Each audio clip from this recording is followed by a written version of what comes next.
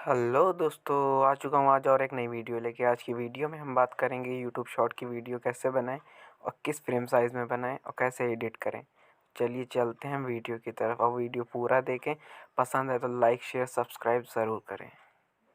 चलते हैं हम अपने काइनमास्टर की तरफ, जहाँ से हम वीडियो एडिट करेंगे।